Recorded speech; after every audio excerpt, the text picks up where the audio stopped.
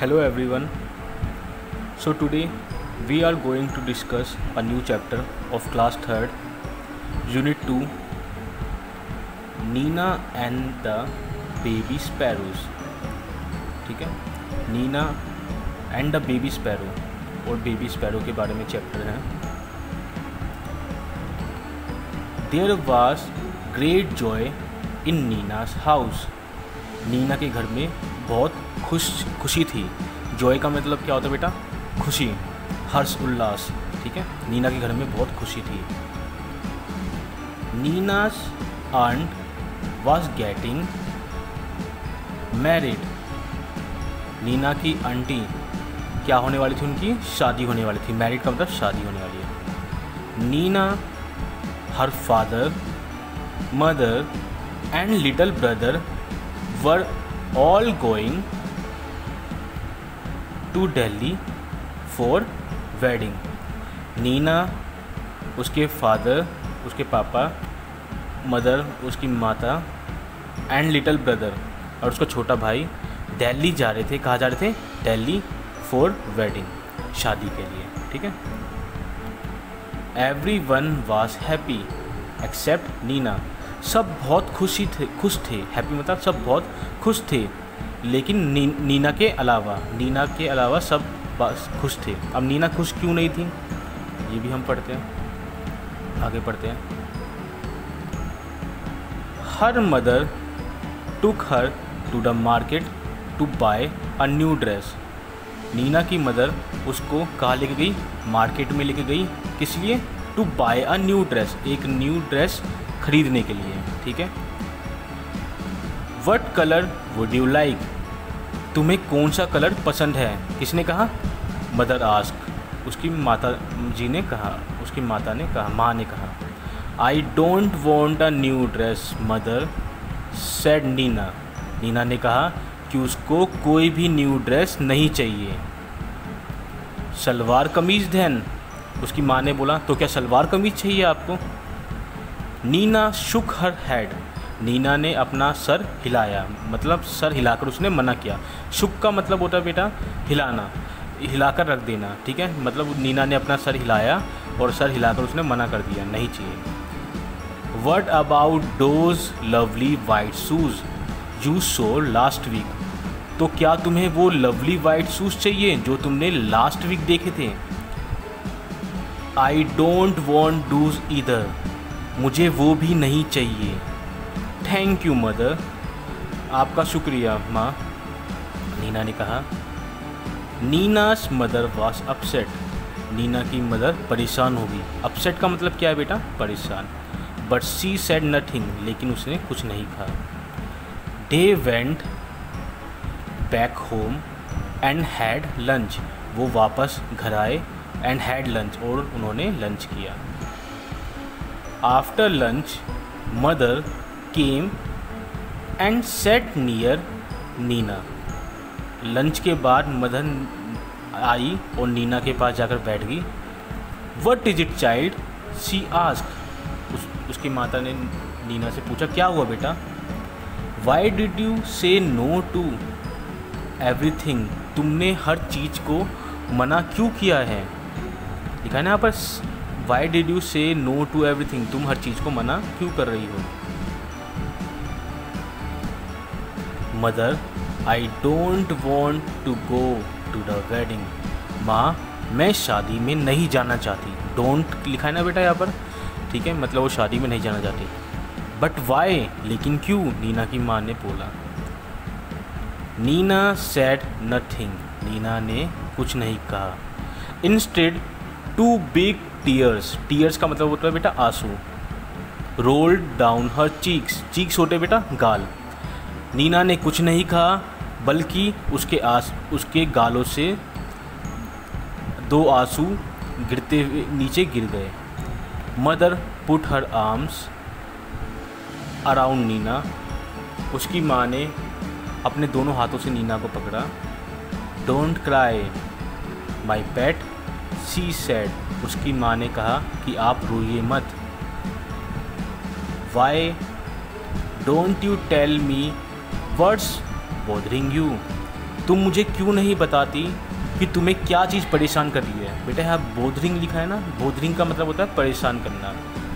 तुम्हें क्या चीज़ परेशान कर रही है, उसकी माँ ने कहा। More tears rolled down Nina's cheeks।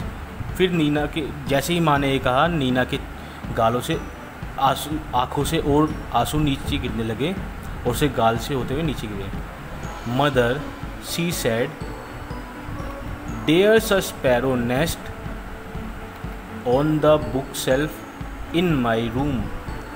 Neena ने क्या बोला, there's a sparrow nest. Sparrow मतलब चिड़िया का घोंसला, नेस्ट मतलब घोंसला। यहाँ पर एक चिड़िया का घोंसला है, कहाँ पर, बुक सेल्फ के ऊपर, ठीक है। And there are 2 baby sparrow in the nest, और उस नेस्ट में 2 बेबी स्पैरो है। जैसा कि आपको दिख रहा है ना बेटा, यहाँ पर 2 बेबी स्पैरो है ना, यहाँ पर 2 छोटे छोटे बेबी स्पैरो है। I see said mother. Mother ने कहा, ओ ओके, मैं देख रही हूँ। They are just beginning to get their feathers and growing up make them so hungry. वो जस्ट उनके अभी फैदर आने ही लगे। फैदर का मतलब होता है बेटा पंख। And growing up make them so hungry, और जैसे जैसे वो बड़े हो रहे हैं वैसे वैसे उन्हें भूख लगती जा रही है। हंग्री मतलब भूख लगना, ठीक है। आपको लगती है ना भूख, तो वैसे ही जैसे जैसे छोटे बेबी स्पैरो बढ़ रहे हैं वैसे वैसे उन्हें भूख लग रही है। All day long they cry. वो पूरा दिन रोते हैं। चिप चिप, क्या बोलते हैं, cheep cheep. Asking for food, किसके लिए रोते हैं, खाने के लिए। I see said mother. हाँ मैंने देखा। If we go to the whole place will be locked. अगर हम जाएंगे तो सारा घर बंद करके जाएंगे। And how will papa and mamma sparrow feed their baby. तो कैसे पापा एंड मम्मा स्पैरो अपने बच्चों को खाना खिलाएंगे। फीड मतलब खाना खिलाना। Oh Nina cried mother. उसकी माँ रोई और बोली, oh Nina, giving her a big hug. और अपनी बेटी को उसने गले से लगा लिया। Is that why you don't want to go to the wedding. क्या तुम इसलिए वेडिंग में नहीं जाना चाहती। But that's no problem at all. लेकिन ये कोई प्रॉब्लम नहीं है। We will leave the window open. हम विंडो को ओपन छोड़ के जाएंगे। Oh can we mother, can we really. क्या हम ऐसे कर सकते हैं मदर, क्या कर सकते हैं really. Yes yes, we will remove all your things from the room and lock the door on the outside. हाँ हम तुम्हारे कमरे में से सारी चीज़ हटा देंगे। रिमूव लिखना बेटा मतलब हटाना। And lock the door on the outside, और घर को बाहर से बंद कर देंगे। So the house will be perfectly safe and papa and mamma sparrow can come and go freely too. तो इस तरीके से क्या होगा, हमारा घर भी सेफ़ रह जाएगा, perfectly safe. And papa and mamma sparrow can come and go freely, और पापा और मम्मा स्पैरो आराम से आ जा सकेंगे। Just think Neena while you enjoy yourself at the wedding. ज़रा सोचो नीना, जब तुम वेडिंग में एंजॉय कर रही होगी, the baby sparrow will be getting nice. Baby sparrow अच्छे बनते रहेंगे। And fat in their nest, और मोटे होते रहेंगे अपने घोंसले में। Good idea isn't it. उन्होंने बोला, क्या ये गुड आइडिया नहीं है। It was a good idea, ये बहुत अच्छा आइडिया है।